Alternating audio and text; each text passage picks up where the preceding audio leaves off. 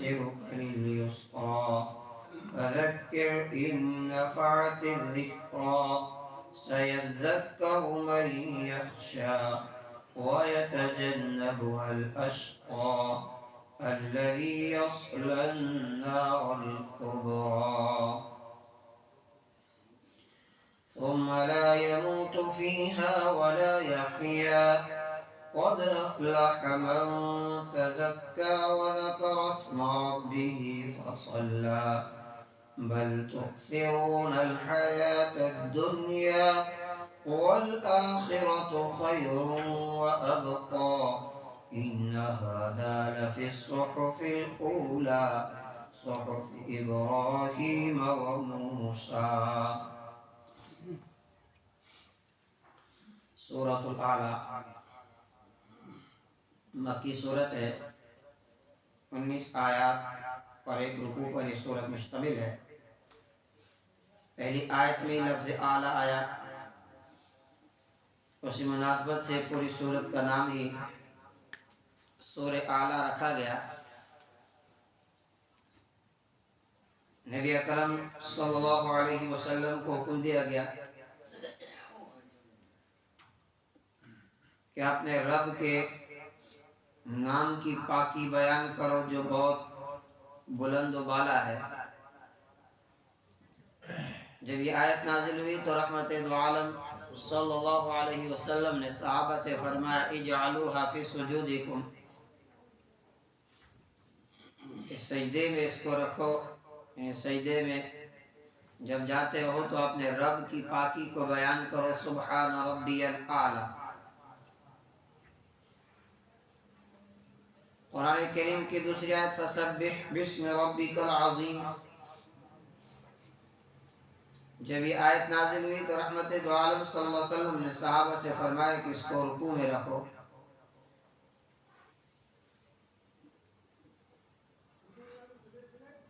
رحمت دو عالم صلی اللہ علیہ وسلم کے ذریعے سے قیامت تک آنے والے لوگوں کو یہ حکم دیا گیا، ہر ایمان والے کو،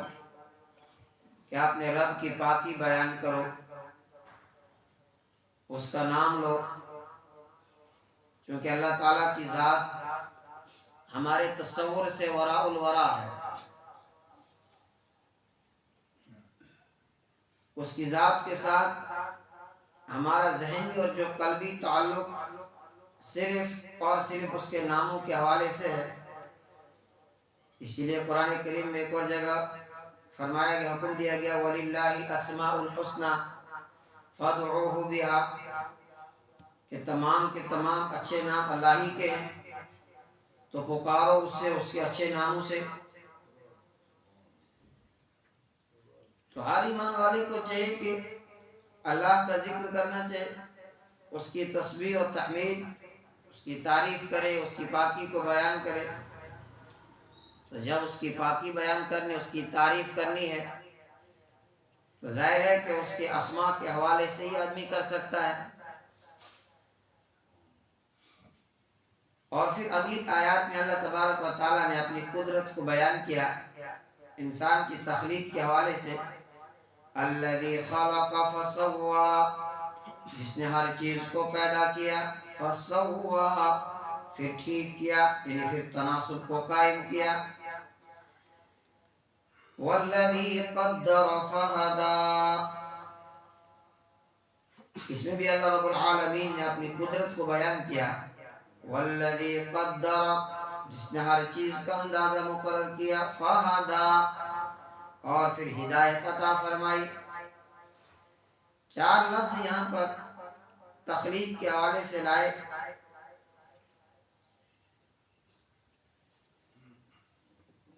ان چاروں الفاظ یعنی خلق، فسوی، قدر، فہدی میں اللہ تبارک و تعالیٰ کی صفات کا بیان ہے، اور تخلیقی عمل کے مختلف مراحل کا ذکر بھی ہے۔ اللہ تعالیٰ کی صفت تخلیق کے حوالے سے 3 اسماء، الخالق، الباری اور المصور، تینوں کا معنی پیدا کرنا۔ سورہ حشر کے آخر میں بھی ایک ساتھ ان الفاظ کا ذکر آیا ہے، اور ایک خاص ترتیب سے اللہ تبارک و تعالیٰ نے ان کو بیان کیا ہے۔ یہ ترتیب دراصل وہی تخلیقی عمل کے مرحلہ وار ارتقاء کی نشاندہی کی ہے۔ اللہ تعالیٰ سب سے پہلے کسی چیز کا نقشہ یا نمونہ بناتا ہے، اس لحاظ سے وہ خالق ہے، اور پھر وہ مطلوبہ چیز کو طے شدہ نمونے کے مطابق عدم سے عالم وجود میں لاتا ہے۔ تو اس اعتبار سے وہ باری ہے، یعنی پہلی مرتبہ پیدا کرنے والا، اور پھر اس تخلیق کو ظاہری صورت یا شکل عطا فرماتا ہے۔ اس مفہوم میں وہ المصور ہے۔ تو سورہ حشر میں بھی تخلیق عمل کے جن 3 مراحل کا ذکر ہوا ہے، ان تینوں کا تعلق چیزوں کے ظاہری یا مادی وجود سے ہے۔ اور اب جو اگلی آیت ہے، اس میں مادی وجود کی تخلیق کے ساتھ ساتھ چیزوں کی باطنی خصوصیتیں، ان کی تخلیق کا بھی ذکر آیا کہ اللہ رب العالمین نے انسان کو پیدا کیا اور پھر اس کے تناسب کو باقی رکھا، اور پھر ایک اندازہ مقرر کیا اور ہر انسان کی رہنمائی کی، اس کو ہدایت دی۔ ہدایت کس اعتبار سے دی؟ جب بچہ پیدا ہوا، فطری طور پر اللہ رب العالمین نے اس کے دل و دماغ میں یہ رکھا کہ بچے کو معلوم ہے کہ میری غذا کا انتظام کہاں ہے، تو وہ ماں کا دودھ پینے لگتا ہے۔ بچے کی یہ بھی رہنمائی کی ہے کہ جب وہ آنکھ ملنے لگتا ہے تو وہ ناخن آنکھ میں نہیں مارا بلکہ الٹے ہاتھ سے آنکھوں کو ملتا ہے۔ اور یہ صرف انسان میں نہیں ہے بلکہ تمام مخلوقات کے اندر اللہ رب العالمین نے یہ فطری ہدایت رکھی ہے کہ آدمی چیزوں کو پہچانتا ہے، آدمی کو پتہ چلنے لگتا ہے، اور پھر جو روحانی ہدایت تھی اس کے لیے اللہ رب العالمین نے انسان کی اس رہنمائی کے خاطر وحی کا سلسلہ شروع کیا ہے۔ لیکن فطری طور پر ہدایت کا حصہ ہر انسان کو عطا کیا گیا ہے، جس کے ذریعے سے انسان کئی چیزوں کو جان لیتا ہے۔ والذی اخرج المرعى، اور جس نے چارہ نکالا، کہ اللہ کی ذات وہ ہے جس نے زمین سے چارہ نکالا، فجعلہ غثاء احوا، اور پھر اس کو کر دیا سیاہ چورا۔ یعنی زمین سے اللہ رب العالمین طرح طرح کی چیزیں اگاتے ہیں اور پھر وہی چیزیں سڑ کے پھر زمین کے ساتھ مٹی کے ساتھ مل جاتی ہیں۔ سنقرئک فلا تنسیٰ، اے نبی صلی اللہ علیہ وسلم ہم آپ کو پڑھا دیں گے پھر آپ بھولیں گے نہیں۔ اور یہی مضمون سورہ قیامت میں بھی آیا تھا۔ رحمت دو عالم صلی اللہ علیہ وسلم کو حکم دیا گیا تھا لا تحرک بہ لسانک، کہ اپنی زبان کو آپ حرکت مت دیں۔ اس قرآن کریم کو آپ کے سینے میں جمع کرنا اور پھر آپ سے پڑھوانا یہ ہمارا کام ہے، آپ نہیں بھولیں گے۔ الا ما شاء اللہ، مگر جو اللہ چاہے۔ یعنی یہاں سے اللہ کی قدرت کو پھر بیان کیا ہے کہ جس چیز کو اللہ تبارک و تعالیٰ انسان کے دل و دماغ سے مٹانا چاہے،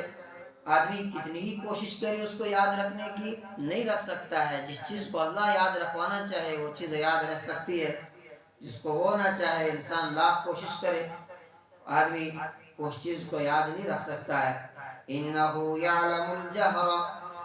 وما یخفا، بلا شبہ وہ جانتا ہے، یعلم الجہر وہ ظاہر جو چیزیں انہیں بھی جانتا ہے، وما یخفا اور جو پوشیدہ ہیں انہیں بھی وہی جانتا ہے۔ اللہ کے سامنے کوئی بھی چیز چھپی ہوئی نہیں ہے، سب اسے معلوم ہے۔ وَنُيَسِّرُكَ لِلْيُسْرَىٰ، اور ہم آہستہ آہستہ پہنچائیں گے آپ کو آسانی تک، رفتہ رفتہ آپ آسانی کی طرف پہنچیں گے، کہ مشکلات میں سے آہستہ آہستہ آپ نکلیں گے، اور ان مشکلات سے نکلنے کے راستے ہم بناتے چلے جائیں گے، اور اس آسان راستے پر آپ رفتہ رفتہ پہنچیں گے، اور ایک بڑی آسانی کی طرف ہم آپ کو لے کر آئیں گے۔ اور ایسا ہی ہوا جب ابتدائی حالات تھے کون سوچ سکتا تھا کہ کبھی یہ سورج اس طرح چمکنے لگے گا، لیکن آہستہ آہستہ حالات بدلتے گئے اور رحمت دو عالم صلی اللہ علیہ وسلم آسانیوں کی طرف آتے گئے، اور اللہ رب العالمین نے پھر وہ دن دکھایا کہ جہاں ہر طرف آپ کے دین کا ڈنکا بجا کرتا تھا، فذکر، تو آپ نصیحت کیجئے، ان نفعت الذکر، اگر یاد دہانی، اگر نصیحت فائدہ دے، آپ نصیحت کرتے رہیے، سیذکر من یخشا، ان قریب نصیحت کو حاصل کرے گا جس کے دل کے اندر خوف خدا ہو، یعنی آپ کا کام ہے نصیحت کرنا، آپ کرتے رہیے، جس کے دل کے اندر خوف ہوگا، جس کو نصیحت کی طلب ہوگی، جو ہدایت چاہتا ہوگا اس کو ضرور ہدایت ملے گی، نصیحت کو حاصل کرے گا۔ وَيَتَجَنَّبُهَا الْأَشْقَى، البتہ جو شقی ہے، بدبخت ہے، وہ اس سے پہلو تہی کرے گا، وہی نصیحت سے بھاگے گا، الَّذِي يَصْلَى النَّارَ الْكُبْرَى، جو آخر کار داخل ہوگا بڑی آگ میں، ثُمَّ لَا يَمُوتُ، پھر نہیں مرے گا، فیہا، اس میں، وَلَا يَحْيَا، نہ زندہ رہے گا، عذاب کے اندر مبتلا۔ جیسے دنیا میں کوئی پریشانی آتی ہے تو آدمی کیا کہتا ہے کہ نہ مرنے کا رہا نہ جینے کا، مزہ ہی ختم ہو گیا، تو یہی صورتحال انسان کی وہاں ہوگی کہ نہ انسان کو موت آئے گی اور نہ وہ جینے کا مزہ، تکلیف ہی تکلیف ہے۔ قد افلح، یقیناً کامیاب ہے وہ انسان، من تزکا، جس نے خود کو پاک کر لیا، یعنی جس نے تزکیہ حاصل کر لیا، اپنی روح کو پاک و صاف کیا، وذکر اسم ربہ، اپنے رب کا نام لیا، فصلی، اور نماز پڑھی، بل تؤثرون الحیات الدنیا، بلکہ تم دنیاوی زندگی کو ترجیح دیتے ہو، والآخرۃ خیر وابقی، اور آخرت باقی رہنے والی ہے اور بہتر بھی ہے، ان ھذا لفی الصحف الاولی، بلا شبہ یہی بات پہلے صحیفوں میں بھی تھی، صحف ابراہیم و موسیٰ، ابراہیم علیہ السلام اور موسیٰ علیہ السلام کے صحیفوں میں انسان کی اخروی کامیابی کے حوالے سے بتایا گیا کہ انسان کی اخروی کامیابی یا ناکامی کا تمام تر جو انحصار ہوتا ہے وہ ترجیحات پر، کہ انسان کس چیز کو ترجیح دے رہا ہے۔ اگر تو اپنے معاملات کی منصوبہ بندی کرتے ہوئے آخرت کی کامیابی کو مقدم رکھتا ہے تو پھر وہ دنیاوی مفادات کے حوالے سے قناعت پسندی کی حکمت عملی پر کاربند رہتا ہے تو وہ کامیاب ہے، اور اگر اس کا معاملہ اس کے برعکس ہے تو اس کا راستہ تباہی اور بربادی کا راستہ ہے۔ اس آیت میں اسی حوالے سے ہم جیسے دنیا دار مسلمانوں کی اصل مرض کی نشاندہی کر دی گئی کہ ہم دنیاوی زندگی کے مفادات کو آخرت کے معاملات پر ترجیح دیتے ہیں، اور اس کی بنیادی وجہ یہ ہے کہ دنیا کا نفع اور نقصان ہمیں نظر آ رہا ہے، اور آخرت کا جو فائدہ ہے، وہاں کا جو نفع اور نقصان ہے وہ ہمیں نظر نہیں آ رہا، تو اسی لیے ہم دنیاوی زندگی کو یہاں پر ترجیح دیتے ہیں آخرت کے مقابلے میں، تو انسان پھر آخرت کو بڑے خسارے اور بڑے نقصان کو بھول جاتا ہے۔ سورہ قیامہ کے اندر بھی کہا گیا، کلا بل تحبون العاجلہ، بلکہ تم جلد ملنے والی چیز کو پسند کرتے ہو، تذرون الآخرہ، اور آخرت کو چھوڑ دیتے ہو، جبکہ آخرت بہتر ہے دنیا کے مقابلے میں۔ دنیا فانی ہے، آخرت باقی ہے، وہ باقی رہنے والی ہے،